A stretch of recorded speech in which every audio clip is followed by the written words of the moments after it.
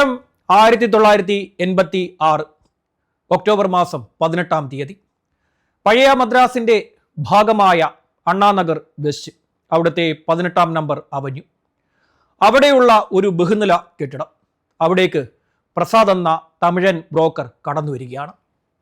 കാര്യം ഇതാണ്: പ്രസാദിനോട് ആ വീട്ടിലെ താമസക്കാരായ, അതായത് വാടകക്കാരായ അമ്മയും മകളും ഒരു കാര്യം പറഞ്ഞിട്ടുണ്ട്. തങ്ങൾക്ക് ഈ വീട് വാങ്ങാൻ ആഗ്രഹമുണ്ട്. അക്കാര്യം ഈ വീടിൻ്റെ ഉടമയെ അറിയിക്കണം. പ്രസാദ് ഈ വിവരം ഉടമയെ അറിയിച്ചിരിക്കുന്നു. അയാൾ അനുമതിയും നൽകി. ഇനി വില മാത്രമാണ് ചർച്ച ചെയ്യേണ്ടത്. അതിനായാണ് പ്രസാദ് വന്നിരിക്കുന്നത്. വീടിനുള്ളിലേക്ക് കടന്ന പ്രസാദ് ആ വീട്ടിലെ കോളിംഗ് ബെൽ അമർത്തി. പലതവണ അമർത്തി നോക്കി, ആരും തുറക്കുന്നില്ല. വീടാകട്ടെ അകത്ത് നിന്ന് ആരോ ലോക്ക് ചെയ്തിരിക്കുകയാണ്. പ്രസാദ് ചുറ്റും നോക്കി. മുറ്റത്ത് നിറയെ കാറുകളുണ്ട്. എല്ലാം ആ അമ്മയുടെയും മകളുടേതുമാണ്. പക്ഷേ അതിൽ ഒരു കാർ മിസ്സിംഗ് ആണ്. ആ കാർ നിസാന്റേതാണ്. അന്ന് അതിന് ഏകദേശം 7 ലക്ഷം രൂപയോളം വിലയുണ്ട്. ആ വീട്ടിലെ മകളാണ് ആ വാഹനം സ്ഥിരമായി ഉപയോഗിക്കുന്നത്. കാർ എവിടെ പോയിരിക്കുന്നു? അതായിരുന്നു പ്രസാദിന്റെ ആദ്യത്തെ സംശയം. എന്തുകൊണ്ട് വീട് ഇത്രയും നേരമായിട്ടും തുറക്കുന്നില്ല? അപ്പോൾ സമയം ഏകദേശം 10 അടുത്തിരിക്കുകയാണ്. പന്തികേട് തോന്നിയിരിക്കുന്നു പ്രസാദിന്. അയാൾ പതിയെ വീടിന്റെ പരിസരം നിരീക്ഷിച്ചു. കാർപോർച്ചിനോട് ചേർന്ന വഴിയിലൂടെ അയാൾ വീടിന്റെ പിൻഭാഗത്തേക്ക് പോയി. പിൻഭാഗത്തേക്ക് പോകും തോറും മൂക്കിലേക്ക് രൂക്ഷമായ ഒരു ഗന്ധം അത് തുളഞ്ഞു കയറുന്നു. ഒരു ദുർഗന്ധമാണ് അത്. വീടിന്റെ പിന്നിലെത്തിയ അയാൾ ഒരു കാര്യം കൂടി കണ്ടു. ആ വീടിന്റെ പിന്നിലെ ഡോർ ആരോ തകർത്തിരിക്കുന്നു. ഭയത്തോടുകൂടി പ്രസാദ് ആ വീടിന്റെ ഉള്ളിലേക്ക് കയറി. ഉള്ളിലേക്ക് കയറും തോറും നേരത്തെ അനുഭവപ്പെട്ട ആ ദുർഗന്ധം അത് രൂക്ഷമാവുകയാണ്. ഹാളിൽ അയാൾ ഒരു കാഴ്ച കണ്ടു. നിറയെ രക്തക്കറ. കിച്ചണിൽ നിന്ന് ആരംഭിച്ചതാണ് ആ രക്തക്കറ. അത് ഹാളിലേക്ക് എത്തുന്തോറും അത് കൂടുതലായി വന്നിരിക്കുന്നു. മുറികൾ ഓരോന്നായി അയാൾ പരതി. അങ്ങനെ ഇരിക്കെ വലത്തെ ഭാഗത്തെ മുറിയിൽ, അതിനോട് ചേർന്ന കുളിമുറിയിൽ അയാൾ ഞെട്ടിക്കുന്ന ആ കാഴ്ച കണ്ടു. ആ അമ്മയും മകളും മരിച്ചു കിടക്കുന്നു. മൃതശരീരത്തിന് ദിവസങ്ങളോളം പഴക്കമുണ്ട്. മൃതശരീരം അഴുകിയിരിക്കുകയാണ്. നിലവിളിച്ചുകൊണ്ട് ആ തമിഴൻ പുറത്തേക്കോടി. അയാൾ നേരെ ഓടിപ്പോകുന്നത് തിരുമംഗലം പോലീസ് സ്റ്റേഷനിലേക്കാണ്. പോലീസ് സ്റ്റേഷനിലെത്തിയ അയാൾ പോലീസിനോട് ഈ വിവരം പറഞ്ഞു. ആ വീട്ടിലെ അമ്മയും മകളും കൊല്ലപ്പെട്ടിരിക്കുന്നു എന്നത്. പോലീസ് സ്ഥലത്തെത്തി. അവർ മൃതശരീരം പരിശോധിച്ചു. ഒരു രക്ഷയുമില്ല കൊണ്ടുപോകാൻ പോസ്റ്റ്മോർട്ടത്തിന്. ബോഡി എടുക്കുകയാണെങ്കിൽ അതിൻ്റെ ഭാഗങ്ങൾ, ചീഞ്ഞളിഞ്ഞു പോയ അതിൻ്റെ ഭാഗങ്ങൾ ഊർന്ന് തറയിൽ വീഴും. ആ അവസ്ഥയിലാണ് ബോഡി ഉള്ളത്. ഒരു ബോഡി പൂർണ്ണമായും നഗ്നവുമാണ്. അങ്ങനെ ഫോറൻസിക് സർജനെ പോലീസ് വിളിച്ചു വരുത്തി. ഫോറൻസിക് സർജൻ സ്ഥലത്തെത്തി പരിശോധിച്ചു. അദ്ദേഹം പറഞ്ഞു, ഈ ബാത്റൂമിൽ വെച്ച് തന്നെ നമുക്ക് പോസ്റ്റ്മോർട്ടം നടത്താം. അങ്ങനെ ബാത്റൂമിനുള്ളിൽ വെച്ച് ആ അമ്മയുടെയും മകളുടെയും പോസ്റ്റ്മോർട്ടം ഫോറൻസിക് സർജൻ നടത്തി. നടപടികൾ പൂർത്തിയായി. ഇനി വേണ്ടത് സംസ്കാര ചടങ്ങാണ്. ബന്ധുക്കൾ ആരും എത്തുന്നില്ല. ഒരുപാട് തിരക്കി നോക്കി തിരുമംഗലം പോലീസ്. ആരും തന്നെയില്ല.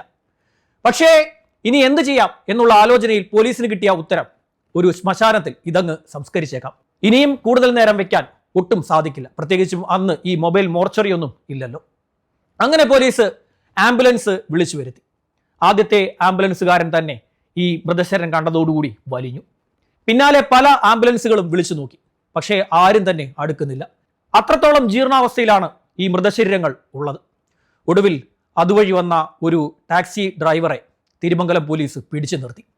അവനെ നല്ലപോലെ ഈ തമിഴ് പോലീസ് വിരട്ടി. നീ ഇത് കൊണ്ടുപോയേ പറ്റൂ എന്ന് അവനോട് പോലീസ് പറഞ്ഞു. ഒടുവിൽ മനസ്സോടുകൂടി, ഭയത്തോടുകൂടി ആ ഡ്രൈവർ അതിന് സമ്മതിച്ചു. വെള്ളത്തുണിയിൽ പൊതിഞ്ഞ് തമിഴ്നാട് പോലീസ് ആ 2 മൃതശരീരവും ചുരുട്ടി ഈ കാറിന്റെ ഡിക്കിയിൽ കയറ്റി അത് കൊണ്ടുപോയി. അതൊരു പൊതു ശ്മശാനത്തിൽ പോലീസ് അടക്കം ചെയ്തു. ചുരുട്ടിക്കയറ്റിയ ബോഡി ഒന്നിന്റെ പേര് ഇതായിരുന്നു, റാണി പത്മിനി. ഒരു കാലഘട്ടത്തിൽ മലയാളം, തമിഴ്, കന്നഡ ചലച്ചിത്ര മേഖലയെ ആകെ പിടിച്ചുകുലുക്കിയ മാതക സുന്ദരി റാണി പത്മിനി. വവിതാർ ശ്യാമിന്റെ മറ്റൊരു എപ്പിസോഡിലേക്ക് സ്വാഗതം.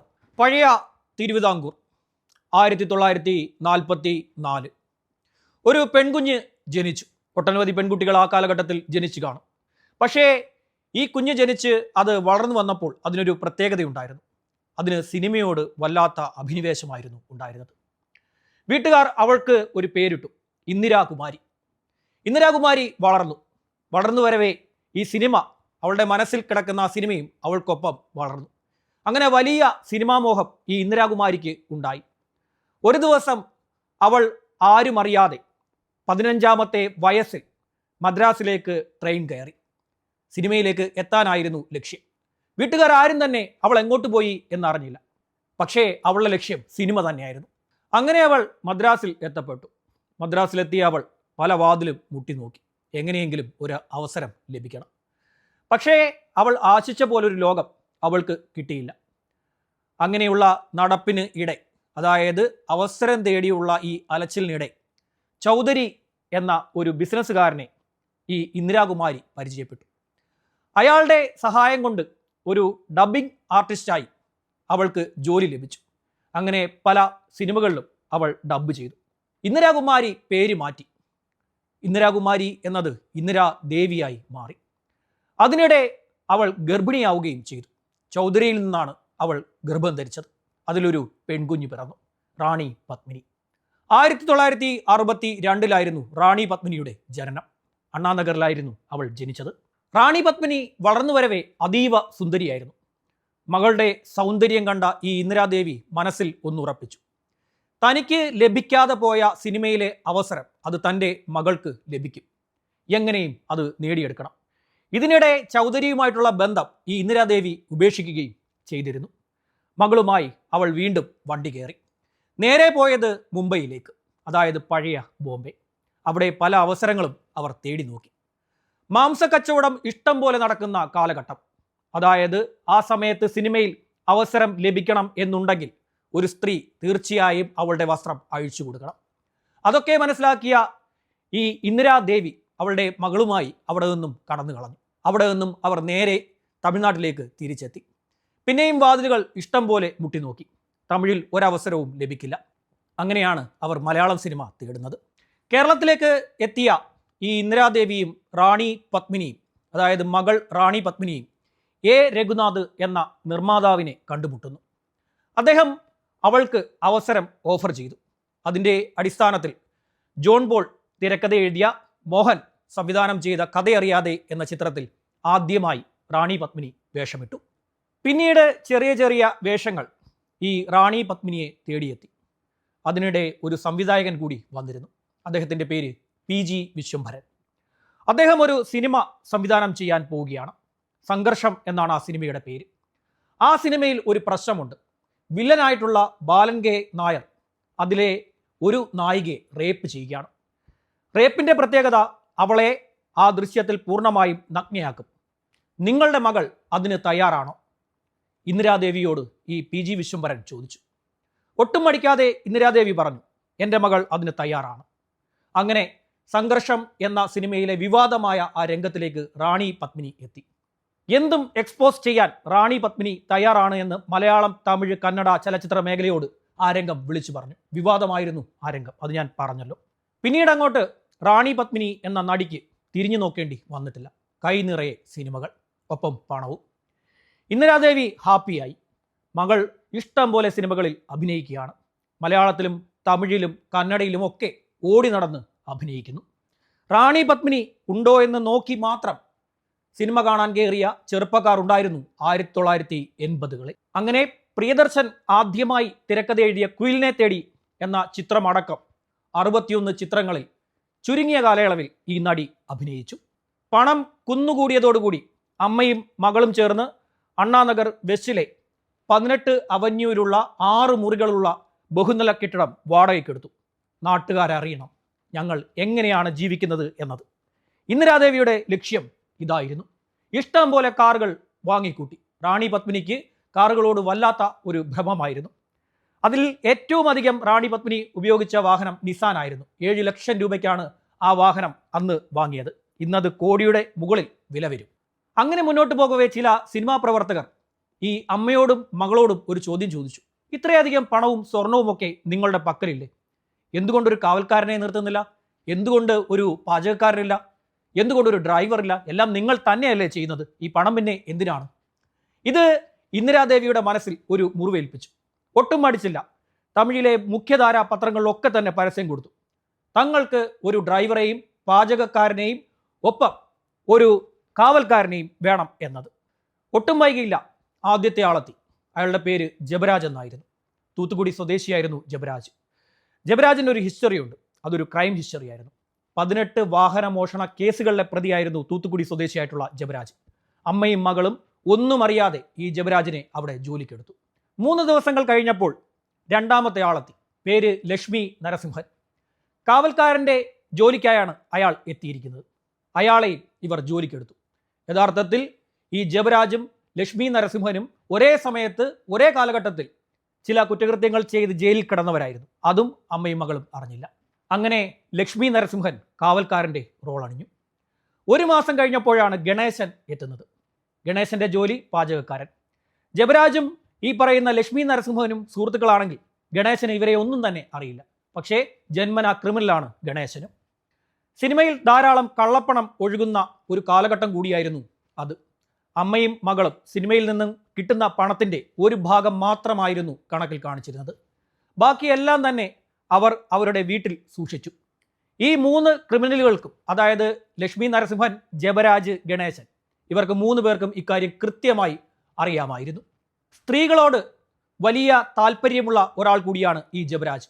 അങ്ങനെയിരിക്കെ 1986 ജൂൺ മാസത്തിൽ കുളി കഴിഞ്ഞ് പുറത്തേക്ക് ഇറങ്ങിയ ഈ റാണി പത്മിനിയെ ഈ ജബരാജ് കയറി പിടിച്ചു. റാണി പത്മിനി ആ സമയത്ത് മദ്യലഹരിയിലായിരുന്നു. അവർ ഈ ജബരാജിനെ പൊതിരെ തല്ലി. അവനെ ആ ജോലിയിൽ നിന്നും പറഞ്ഞു വിടുകയും ചെയ്തു. ജബരാജ് പോയതിന് തൊട്ടു പിന്നാലെ ലക്ഷ്മി നരസിംഹനും ജോലി വിട്ട് പുറത്തുപോയി. അതിനുശേഷം ഗണേശനും അവിടെ നിന്നും പുറത്തിറങ്ങി. ഇക്കാര്യമെല്ലാം തിരുമംഗലം പോലീസിന് മൊഴിയാ നൽകിയത് പ്രസാദായിരുന്നു, അതായത് ബ്രോക്കർ പ്രസാദ്. അവർക്ക് ആ വീട് വാടകയ്ക്ക് എടുത്തു കൊടുത്തതും ഈ ബ്രോക്കർ പ്രസാദായിരുന്നു. ബംഗ്ലാവിൽ നിന്നും പുറത്തായ ഈ ക്രിമിനലുകൾ ഒരു പദ്ധതി ആവിഷ്കരിച്ചു. അമ്മയും മകളെയും കൊല്ലുക, ഒപ്പം പണവും സ്വർണവും അപഹരിക്കുക. ഈ സംഘത്തിൽ ജബരാജ് ഒരു ആവശ്യം കൂടി വെച്ചു. അമ്മയും മകളെയും കൊലപ്പെടുത്താം, പക്ഷേ ഒരു കാര്യം കൂടി വേണം, എനിക്ക് അവളെ ഭോഗിക്കണം, അതായത് റാണി പത്മിനിയെ. അതായിരുന്നു ജബരാജിൻ്റെ രണ്ടാമത്തെ പ്രത്യേകമായിട്ടുള്ള ആവശ്യം. ബാക്കിയുള്ള 2 പേർ അതിന് അനുമതി നൽകുകയും ചെയ്തു. അങ്ങനെ ഒക്ടോബർ മാസം 15-ാം തീയതി എത്തി. രാത്രി 10 മണിയോടുകൂടി ഈ സംഘം ആ ബംഗ്ലാവിലേക്ക് കടന്നു കയറി. ഇത് റാണി പത്മിനിയോ ഇന്ദിരാദേവിയോ അറിഞ്ഞില്ല. റാണി പത്മിനിക്കും ഇന്ദിരാദേവിക്കും ഒരു പ്രത്യേകതയുണ്ട്. രാത്രി 8 മണിക്ക് ശേഷം ഇവർ നന്നായി മദ്യപിക്കും. ഈ മൊഴി നൽകിയതും അന്നത്തെ ബ്രോക്കറായിട്ടുള്ള പ്രസാദ് ആയിരുന്നു. അങ്ങനെ മദ്യപിച്ച് ലക്കുകെട്ടിരിക്കെ ഈ ഇന്ദിരാദേവി ഭക്ഷണം കഴിക്കുന്നതിന് വേണ്ടി കിച്ചണിലേക്ക് വന്നു. ഈ സമയത്ത് ഒളിഞ്ഞിരുന്ന ക്രിമിനലുകൾ ഈ ഇന്ദിരാദേവിയെ ആക്രമിക്കുകയും അവരെ റേപ്പ് ചെയ്യുകയും ചെയ്തു. അമ്മയുടെ നിലവിളി കേട്ട റാണി പത്മിനി വേച്ച് ഈ കിച്ചണിലേക്ക് നടന്നെത്തി. മദ്യത്തിൻ്റെ ലഹരിയിലായിരുന്നു റാണി പത്മിനി. ഒട്ടും മടിച്ചില്ല. ഈ സംഘം ഈ റാണി പത്നിയെയും അമ്മയുടെ മുന്നിലിട്ട് റേപ്പ് ചെയ്തു. ശേഷം 2 പേരെയും ഒരേ കത്തി കൊണ്ട് കുത്തിക്കൊലപ്പെടുത്തി. റാണി പത്മിനിയുടെ ദേഹത്ത് ഏതാണ്ട് 16 കുത്തുകളാണ് ഉണ്ടായിരുന്നത്. അതുപോലെ തന്നെ ഇന്ദിരയുടെ ശരീരത്തിൽ 12 കുത്തുകൾ ഉണ്ടായിരുന്നു. കൊലപാതകത്തിന് ശേഷം ഇന്ദിരയെയും റാണി പത്മിനിയെയും നേരെ ഇവർ വലിച്ചുകൊണ്ട് ബാത്റൂമിലേക്ക് കൊണ്ടിട്ടു. ആ രംഗമാണ് ബ്രോക്കറായിട്ടുള്ള പ്രസാദ് അന്ന് കണ്ടത്. 3 ദിവസങ്ങൾക്കിപ്പുറമായിരുന്നു ഈ കൊലപാതകത്തിൻ്റെ വിവരം അറിഞ്ഞത്. കൊലപാതകം നടന്നു, പോസ്റ്റ്മോർട്ടം നടത്തി, മൃതശരീരം സംസ്കരിക്കുകയും ചെയ്തു. ബലാത്സംഗം തെളിഞ്ഞിട്ടുമുണ്ട്. എങ്കിൽ ആരാണ് കൊന്നത്? ഒരു തുമ്പ് പോലും ബാക്കിയില്ല. അങ്ങനെയിരിക്കെ തിരുമംഗലം പോലീസ് സ്റ്റേഷനിൽ പുതുതായി എത്തിയ ഒരു ഉദ്യോഗസ്ഥൻ, ആ ഉദ്യോഗസ്ഥൻ ഈ ബംഗ്ലാവ് ഒന്നുകൂടി പരിശോധിക്കാൻ തീരുമാനിച്ചു. അങ്ങനെ അയാൾ ബംഗ്ലാവിലെത്തി. അയാൾ ആ വീടാകെ പരിശോധിച്ച് നോക്കി. അപ്പോഴാണ് ഒരു കാര്യം ശ്രദ്ധയിൽപ്പെടുന്നത്. ആ വീട്ടിലെ ടെലിഫോണിൻ്റെ വയർ നേരത്തെ തന്നെ ആരോ അറത്തിട്ടുണ്ട്. കൃത്യമായി ആ വീടിനെക്കുറിച്ച് അറിയാവുന്ന ഒരാൾക്ക് മാത്രമേ ആ ഭാഗത്തെത്തി വയർ കട്ട് ചെയ്യാൻ സാധിക്കൂ എന്ന് ഈ പോലീസ് ഉദ്യോഗസ്ഥന് മനസ്സിലായി. അതായത് വീടിനെക്കുറിച്ച് ആരോ മനസ്സിലാക്കിയിരിക്കുന്നു. അതാരായിരിക്കും എന്നതായിരുന്നു അദ്ദേഹത്തിൻ്റെ സംശയം. അങ്ങനെ ചുറ്റുമുള്ള ആളുകളുടെ മൊഴിയെല്ലാം തന്നെ എടുത്തു. മൊഴികളിൽ നിന്ന് ഒരാൾ കൃത്യമായ ഒരു വിവരം പോലീസിന് നൽകി. ഈ ബംഗ്ലാവിൽ 3 പേർ ജോലിക്കുണ്ടായിരുന്നു. ആ 3 പേരുടെ പേര് ഇതാണ്. അതായത് ജബരാജ്, ലക്ഷ്മി നരസിംഹൻ, ഗണേശൻ. പ്രസാദിനെ വീണ്ടും പോലീസ് വിളിച്ചു വരുത്തി കാര്യങ്ങൾ ചോദിച്ചു. പ്രസാദ് നേരത്തെ റാണി പത്മിനി തന്നോട് പറഞ്ഞ കാര്യങ്ങളെല്ലാം തന്നെ പോലീസിനോട് പറഞ്ഞു. അതിനുശേഷം ജബരാജിനായുള്ള വ്യാപകമായ തിരച്ചിൽ തമിഴ്നാട് പോലീസ് നടത്തി. ജബരാജിനെ കുറിച്ച് യാതൊരു വിവരവും പോലീസിന് ലഭിച്ചില്ല. പക്ഷേ അവർക്ക് ഒരാളെ കിട്ടി. ജബരാജിൻ്റെ അടുത്ത സുഹൃത്തായ ലോറൻസ് എന്നയാളെയാണ് പോലീസ് കണ്ടെത്തിയത്. ലോറൻസിനോട് പോലീസ് കാര്യങ്ങൾ ചോദിച്ചു. ലോറൻസ് കാര്യങ്ങൾ പറയുകയും ചെയ്തു. ജബരാജിന് റാണി പത്മിനിയോട് തീർത്താൽ തീരാത്ത പകയുണ്ട്. അയാൾ ഒരിക്കൽ റാണി പത്മിനിയെ കയറി പിടിച്ചിരുന്നു. അന്ന് അവൾ അയാളെ മർദ്ദിച്ചു. അതുമൂലം എങ്ങനെയും റാണി പത്മിനിയെ താൻ ഭോഗിക്കും എന്ന് ഈ ജബരാജ് ലോറൻസിനോട് പറഞ്ഞതായി അദ്ദേഹം പോലീസിനോട് പറഞ്ഞു. ജബരാജാണ് കൊലയാളി എന്ന് പോലീസ് ഉറപ്പിക്കുകയും ചെയ്തു. അങ്ങനെ വ്യാപകമായ തിരച്ചിലിനൊടുവിൽ തൂത്തുക്കുടിയിൽ നിന്നും ജബരാജിനെയും പിന്നാലെ ഗണേശനെയും ലക്ഷ്മി നരസിംഹനെയും പോലീസ് പിടികൂടി. തെളിവുകളുടെ അടിസ്ഥാനത്തിൽ ജബരാജിനും ലക്ഷ്മി നരസിംഹനും അതുപോലെ തന്നെ ഗണേശനും ജില്ലാ ജഡ്ജി വധശിക്ഷ വിധിച്ചു. മദ്രാസ് ഹൈക്കോടതി അത് ശരിവെക്കുകയും ചെയ്തു. ഒടുവിൽ ഇവരുടെ കുടുംബാംഗങ്ങൾ നേരെ സുപ്രീം കോടതിയിലേക്ക് പോയി. സുപ്രീം കോടതി അത് ജീവപര്യന്തമായി കുറച്ചു കൊടുത്തു. ജീവപര്യന്തം ശിക്ഷ മദ്രാസ് ജയിലിൽ അനുഭവിച്ചുകൊണ്ടിരിക്കെ ഈ ജബരാജിന് അർബുദബാധ ഉണ്ടാവുകയും അയാൾ അതീവ കഷ്ടതയിൽ ഏറ്റവും അങ്ങേയറ്റം വേദന അനുഭവിച്ച് ജയിലിൽ കിടന്ന് മരിക്കുകയും ചെയ്തു. അതിനിടെ ഗണേശൻ മദ്രാസ് ജയിൽ ചാടി കടന്നുപോയി. അയാളെ പിന്നീട് ഒരിക്കലും ആരും കണ്ടെത്തിയില്ല. 10 വർഷങ്ങൾക്കിപ്പുറം ലക്ഷ്മി നരസിംഹന് വേണ്ടി അവരുടെ ഭാര്യ രംഗത്തെത്തി. ഒരു സങ്കടഹർജി ആ സ്ത്രീ സുപ്രീം കോടതിയിൽ സമർപ്പിച്ചു. സുപ്രീം കോടതി ഈ കേസിന്റെ ഫയലുകളെല്ലാം തന്നെ പരിശോധിച്ച് സംശയത്തിന്റെ അടിസ്ഥാനത്തിൽ ലക്ഷ്മി നരസിംഹന് മോചനം അനുവദിച്ചു കൊടുത്തു. ഇനി മറ്റൊരു കഥ കൂടി ഈ കൊലപാതകവുമായി ബന്ധപ്പെട്ട് ഉണ്ട്. അതായത് തമിഴ്നാട്ടിലെ ഒരു രാഷ്ട്രീയ ഉന്നതന്റെ മകനുമായി ഈ റാണി പത്മിനി പ്രണയത്തിലായിരുന്നു. ആ ബന്ധത്തിൽ അവൾ ഗർഭിണിയായി. തന്നെ വിവാഹം ചെയ്യണമെന്ന് റാണി പത്മിനി തുടർച്ചയായി ഈ ചെറുപ്പക്കാരനോട് ആവശ്യപ്പെട്ടു. ഇല്ലെങ്കിൽ വീട്ടുമുറ്റത്തെത്തി സത്യാഗ്രഹം ഇരിക്കുമെന്ന് റാണി പത്മിനി പറഞ്ഞതായും അന്ന് കഥ പടർന്നിരുന്നു. ഇതിൽ വിരോധം തോന്നിയ ആ രാഷ്ട്രീയ നേതാവ് കൊട്ടേഷൻ സംഘങ്ങളെ ഉപയോഗിച്ച് അമ്മയെയും മകളെയും കൊലപ്പെടുത്തിയെന്നാണ് കഥയുടെ ബാക്കി പത്രം. ഏതായാലും അതിനൊന്നും യാതൊരു അടിസ്ഥാനവും ഉണ്ടായിരുന്നില്ല. ഏതാനും ഗോസിപ്പ് മാസികകളിൽ വന്ന ഈ കഥ സിനിമാ മേഖലയെ ആകെ പടർന്നു എന്നത് മാത്രമായിരുന്നു അതിൻ്റെ റിസൾട്ട്. സിനിമയിലേക്ക് പോയി പണവും പ്രതാപവും ആയ ശേഷം ബന്ധുക്കളെ ഒന്നും തന്നെ ഇന്ദിരാദേവി അടുപ്പിച്ചിരുന്നില്ല. അതുകൊണ്ട് തന്നെ ഇവരുടെ മൃതശരീരം ഏറ്റെടുക്കാൻ ആ ബന്ധുക്കളും തയ്യാറായിരുന്നില്ല. അന്ന് മൃതശരീരം അവർ ഏറ്റെടുക്കാത്തത് കൊണ്ട് തന്നെ അവരുടെ അഡ്രസ്സോ വിവരങ്ങളോ ഒന്നും തന്നെ ഒരു സർക്കാർ രേഖയിലും ഇല്ല. അങ്ങനെ ആ സൗന്ദര്യത്തിൻ്റെ സ്ത്രീ രൂപം ചെന്നൈയിലെ ഏതോ ഒരു പൊതുശ്മശാനത്തിൽ കത്തിയമർന്ന് അവസാനിച്ചു. നാളെ മറ്റൊരു വിഷയവുമായി വീണ്ടും കാണാം. നന്ദി.